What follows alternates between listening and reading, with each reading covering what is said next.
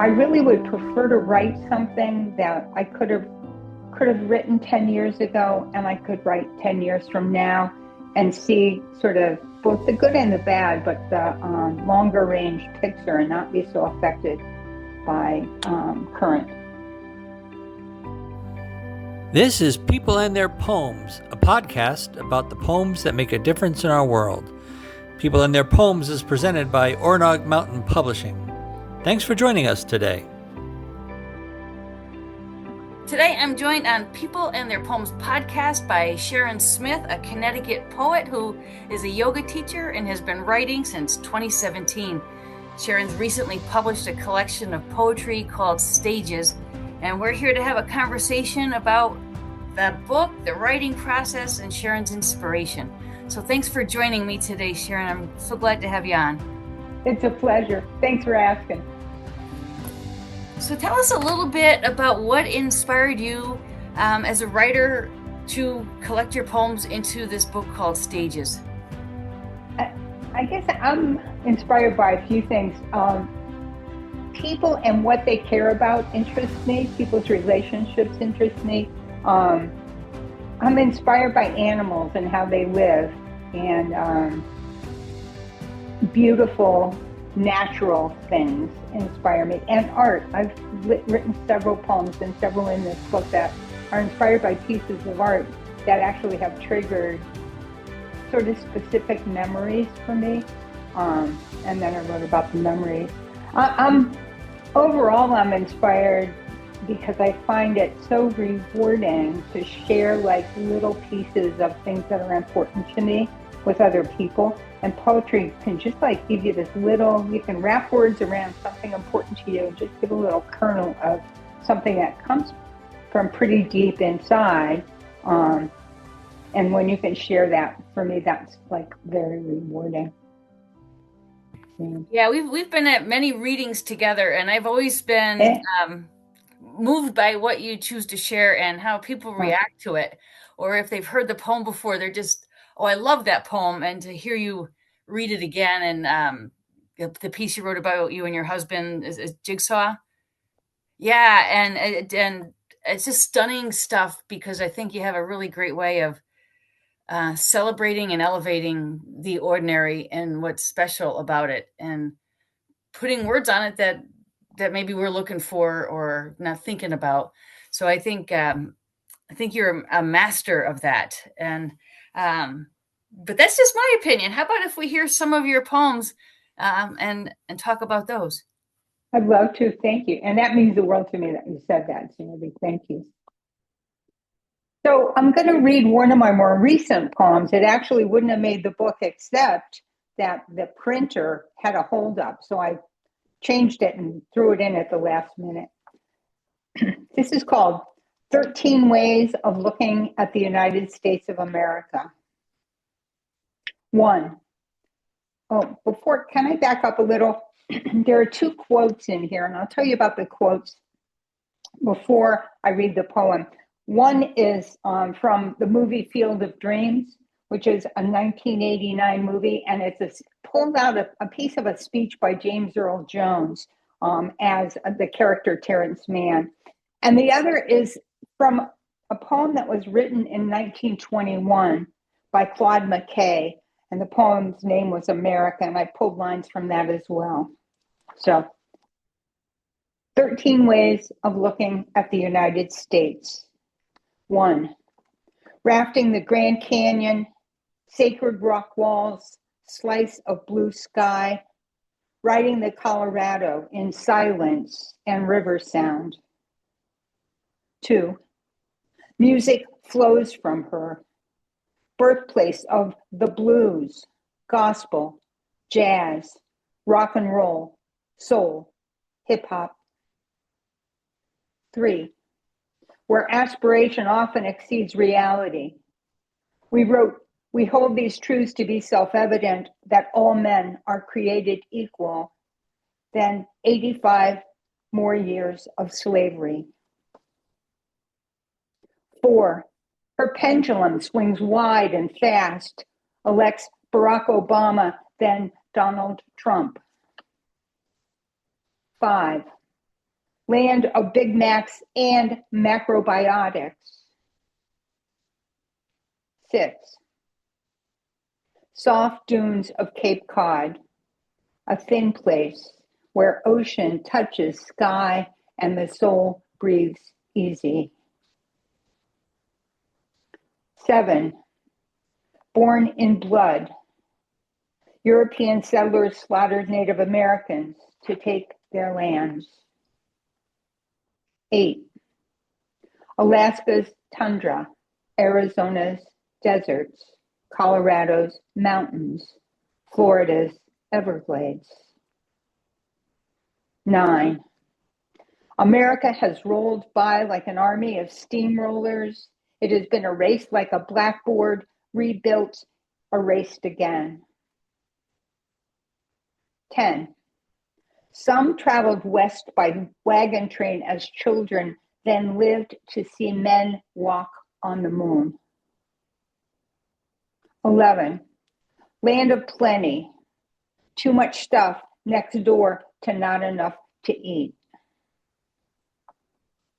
12.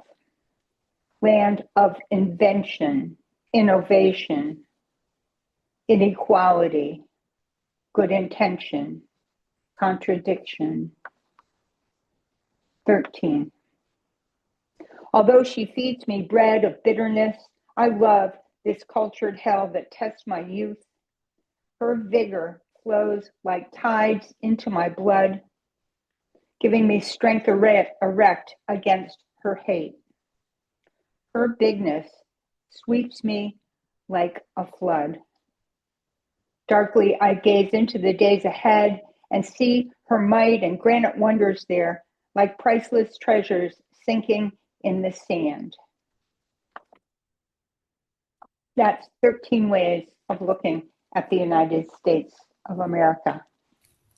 And I remember you reading that at Faith Studio and thinking, oh my goodness, the way you lift up the contradictions and still celebrate what it means to be in the United States, and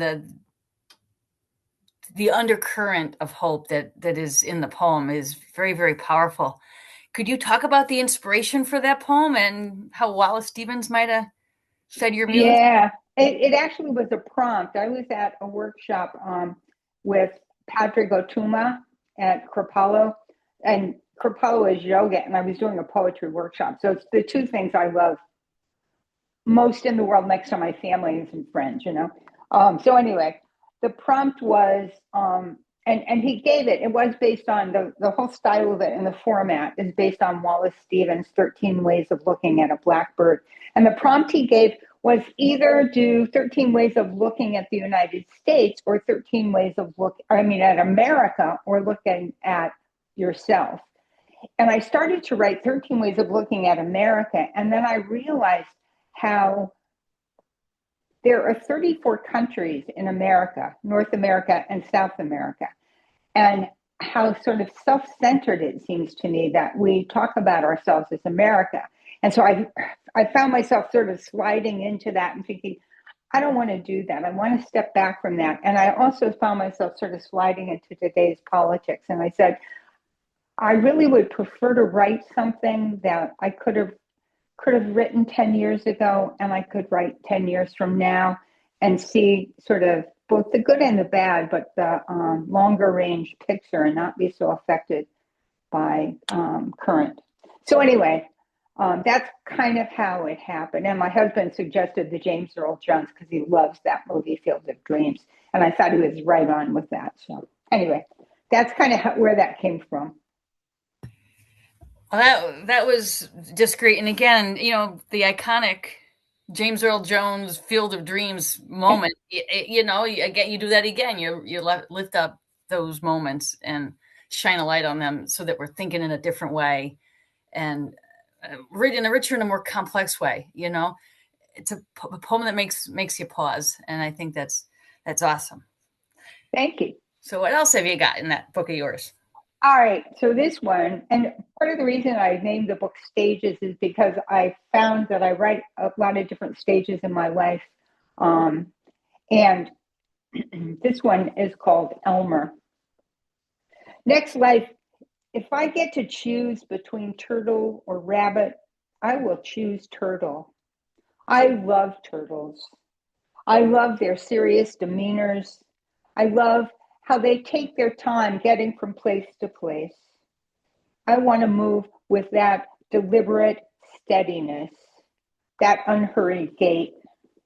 I've always loved turtles. When I was 5 or maybe 6, I caught one at the creek, kept him for months, fed him flies. He was the size of a soup spoon's bowl, lovely orange streaks on his throat. I named him Elmer, after Uncle Elmer, Dad's twin. I would take him out of his tank for walks on the floor, on my bed, on the lawn, outside on the driveway. In my parents' room, we had an old piano, a second-hand upright Gulbranson, missing 2 black keys. One day I took Elmer out to walk the keyboard, and he fell into the abyss where F sharp was supposed to be. One minute he was there, the next he wasn't. My father, my mother, and I searched. We opened the upper panel, the lid, checked behind the strings, the muffler felt, the hammer rail. Couldn't find him. 2 weeks later, I heard a soft rattling sound and saw Elmer's head sticking up out of that F sharp gap. I pulled him out. He was alive, but never again that same carefree fellow he had been before his lost days. That's Elmer. I love Elmer. So I guess nobody was playing the piano while he was missing, huh?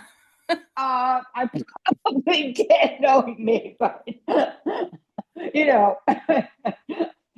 that's interesting. That one, I get inspired a lot on my walks in the morning, and that one was a morning walk. It was early spring, and a little tiny turtle about Elmer's size was on the road, and we have a curb about 6 inches. And I knew that poor baby could never get up there, and it was upside down. And so, I put him on the grass on the right side, and I just triggered this memory. I hadn't thought of that incident in decades, but it triggered that memory so sharply. So morning walks are really great places for me for inspiration. I hear you, and I love what you did too with the turtle and the rabbit. Back to Aesop's fables and a story that resonates. And I love turtles too. It's. I often wonder what they think of what we are, because when you stop the car and you run to get the little painted or the box turtle across the road, who are these giants that fly us through the air? I actually recently, or am in the process, I don't know if it'll turn into a poem, about that very thing, Sandy. It was a worm, and there was a lot of rain, and it was also trying to get across, and I picked it up and put it on the grass, and I thought, man, it must have been terrified. It was wiggling like crazy to get out of my hand. And then I've also often thought that there are things that were interfered with my life, and I was so mad and I was so upset and I was so afraid. And it turned out in the end that those were things that were really good for me and maybe even saved me. And so, like, that concept of anyway, I don't know if it'll ever turn into a poem, but I'm playing with that very giant concept of us and turtles, only with this little worm. So I'm a worm mover too, and salamanders. Oh my goodness, because they come out by the thousand. And I actually got stopped by the cops once for moving salamanders across the road. Well, it was dusk. Kidding. No, they were. Well, I had bent over. It was dusk, and I was moving in some salamanders. Dangerous. Yeah. And the cop was worried that there was something wrong with me. And didn't stop me, but I took his point. Shouldn't do that. It does, but that's when they're there. Yeah. Trying to set the world right in any way we can. Yeah, even the little things. Oh, would you like to read another poem? Sure. This one actually also inspired by a morning walk. Excuse me, by a morning walk. It's called Bird Speak. I don't speak bird. I don't read it or write it. My only tongue is the English version of human. Sometimes, though, on my morning walks, I do listen to bird conversations. I speculate about their topics, their opinions, their agreements, their disagreements. On my walk today, before the rain came, I felt damp on my cheeks, saw the sky hover soft and heavy, and it was clear to all of us, the trees, the squirrels, the birds, the worms, and to me, it was going to be another very wet day. And I noticed this morning's bird talk had a familiar, slightly kvetching timbre. Like when I pass another walker and he complains about the impending rain or tomorrow's forecast for more rain. I don't speak bird, so I can't say for sure they were talking about the weather. If I did speak bird, I would ask questions. What do we look like from up there? Where do you all go when it rains?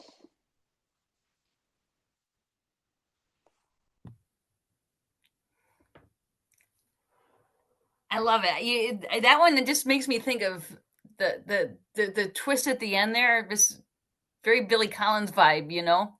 Mm. Yeah, it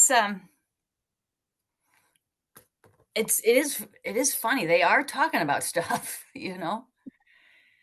And it does change when it's raining.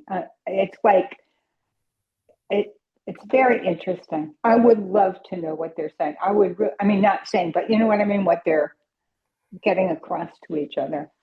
Yeah, it's interesting. And it was something I would do, especially during COVID at lunchtime. You know, school would stop on the screen and I would go outside and you'd hear it across the woods, you know, and as soon as I would enter the woods, it was always a hawk, letting everybody else know, here comes the biped. Here comes that one. You know? Bully, those bullies that you can. The bouncer, right? Yeah. Yeah, that's absolutely beautiful, Sharon. Thank you. Did you want to read another poem or do you want to continue the conversation? What's your preference? I'd be happy. You brought up Jigsaw. I wasn't going to read it, but I'm happy to read it. If you don't mind. Yeah, that'd be great. Cool. This is called Jigsaw for my husband, Mark. Jigsaw. My concave fits your convex, and your concave is exactly where my knees want to nestle under cool white sheets at the end of a long day. In many ways, we fit together like puzzle pieces. My jagged edges snug into your smooth grooves, your excesses tempered by my softer parts. It's not so much our similarities, but our differences that make us a good match. Your strengths inform my weaknesses and the other way around. I shop, you clean, you pay the bills, I balance the checkbook. I make the salad, you grill the meat. You love the sun, I fry in it. I forget a lot, you remember everything. Sometimes those differences rub raw, irritate, and we need to battle it out. But it's our differences that keep conversation interesting, that allow us to each still surprise and be surprised by the other after all these years. That's Jigsaw for Mark. Mark has a lovely wife. That's great. Was there like an occasion, or did that one just sort of percolate as well?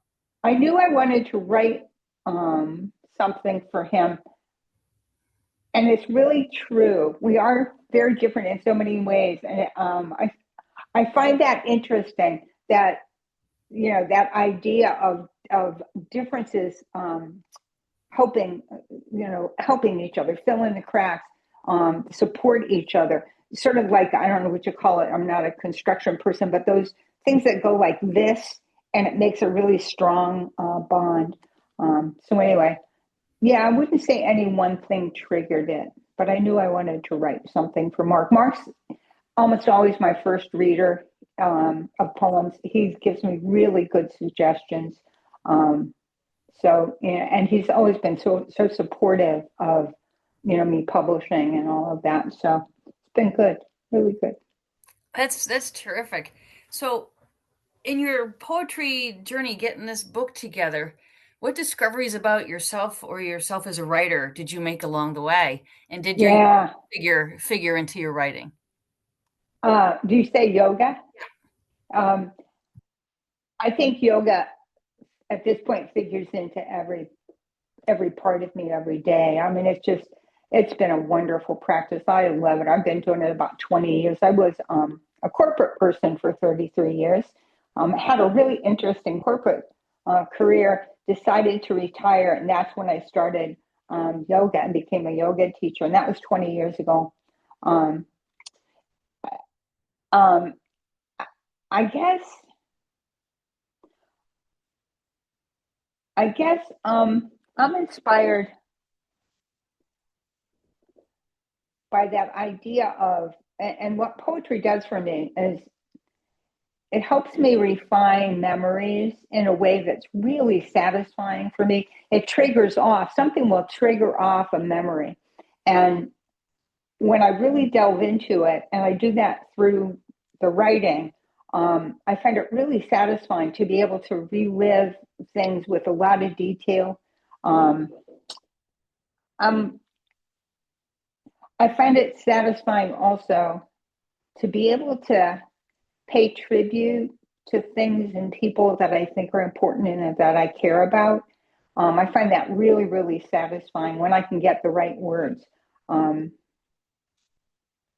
I'm trying to think what else. I wrote down a few things, so if you notice, I'm kind of looking to see what I missed.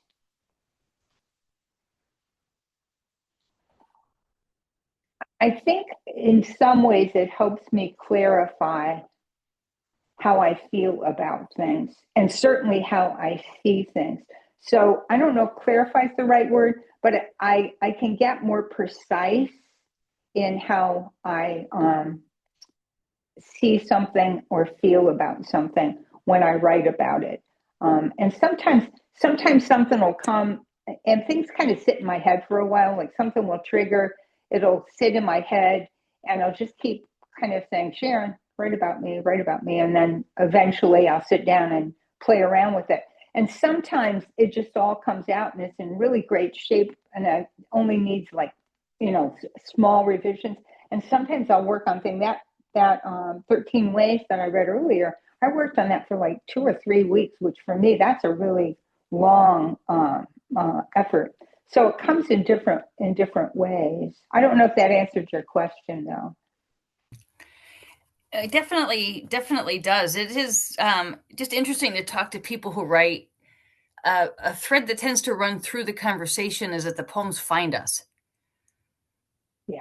It's so that is just a fascinating, mysterious, magical Yeah. thing. And I often think the world doesn't need us to write another poem, but we need to write them. It's a part of being aware and engaging the world. And Yeah. there are times I feel like I can't write about the trees and the rocks anymore. I need something else, and I'll open up a book and take a line from another poet. And then it becomes a conversation with that other poet, and it takes on a life of its own. And same with the ekphrastic poetry, especially when we write about living artists who can experience how we perceive their work. It creates such interesting interactions. One of my favorite poems is when I did at one of your workshops with Peter Seltzer, and it was an ekphrastic poem. And I love that poem. And his artwork just triggered something for me. It just absolutely triggered, again, it was sort of like Elmer, it triggered a very specific childhood, even earlier than 5 or 6. I was probably, I don't know, 4 or something. Anyway, a very specific thing. and write it down. So I, I think, well, I know a lot of several songwriters, and they also talk about that dynamic that you just talked about, where a sudden, it just comes to you. It's just like, and you need somehow to move it around in here and get it out. And sometimes it's easy to get it out. Sometimes it takes a while to get it out. But it is almost a gift from the universe a lot of times. And it's very cool. And I hear all kinds of different artists talk about that same concept of it just coming to them, what a gift. I mean, life is pretty cool. I mean, it really is. The universe is pretty darn cool. If we can just get out of our own way and, allow ourselves to be in it. Yeah. Sorry, I'm looking down because I just wrote down what you said. Oh, I'm being odd for a reason. It's interesting, and I probably say this on every podcast, but when you teach epic poetry and there's the invocation to the muse and daughter of Zeus, speak to me at whatever point in the story you want. And so you get this nonlinear story that is full of magic and spirit and energy and self-discovery. It's exciting. It really is. And it is. and it's just exciting to go to poetry workshops or go to readings or open mics. And I think especially when there's a theme or there's something that helps the encounter cohere, that people are bringing a perspective. It's really democracy through art. We're all bringing a perspective on a topic, sharing it, hearing it, letting it sit, and we're better for it. It's amazing. I love that term, democracy for art. If I had a pencil right now, I would write that down. Democracy for art. Yes. Yeah. I have been so helped by work groups, writers' work groups. I'm in a couple of different ones and have been for years. And that process is just, and I'd say even if you're not just a new writer, but that process of sharing your work early on and getting, in one group, there's about 8 to 10 of us usually, and getting 8 other or 10 other opinions on different things and suggestions, and then hearing the other 7 or 10 and seeing opinions on their work too. Just invaluable. It's so cool, and people are so supportive of each other. The democracy of writing. I mean, it's just incredible. Open mics, I agree with you. Open mics are another really wonderful inspiration.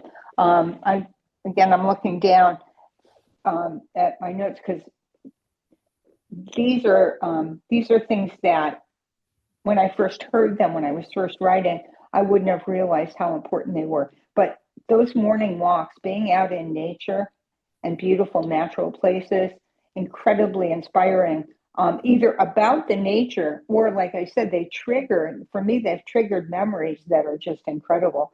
And like you said, the ekphrastic stuff. But I'd say doing whatever's important to you and doing it with an open heart, I think you're going to get a lot from it. I've found some writing workshops too really beneficial.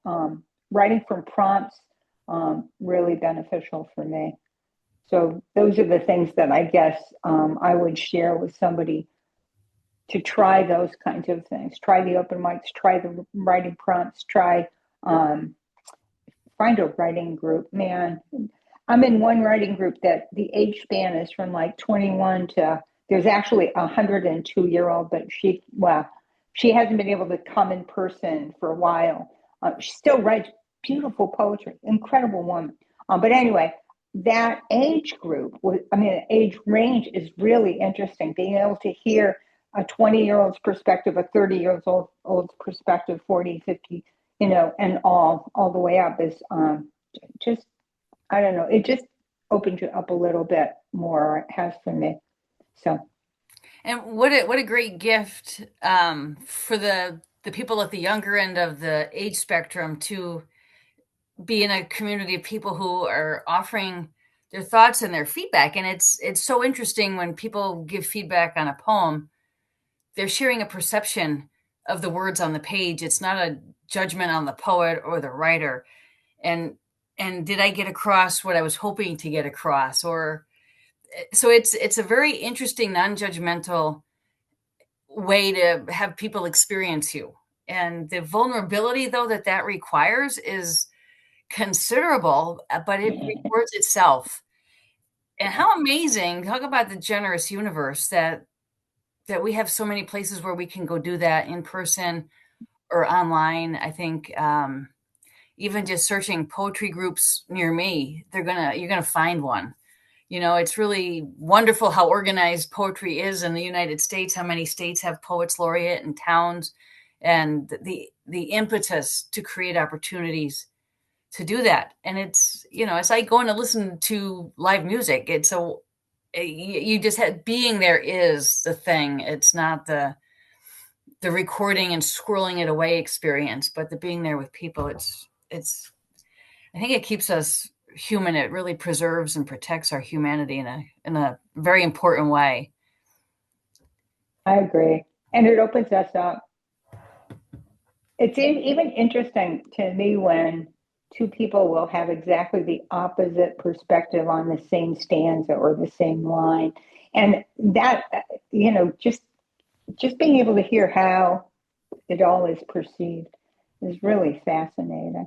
And, you talked about we're lucky that the United States has so much poetry available. We are, but I'll tell you, I believe Connecticut, our area, is just rich with potential and opportunity for poets and support.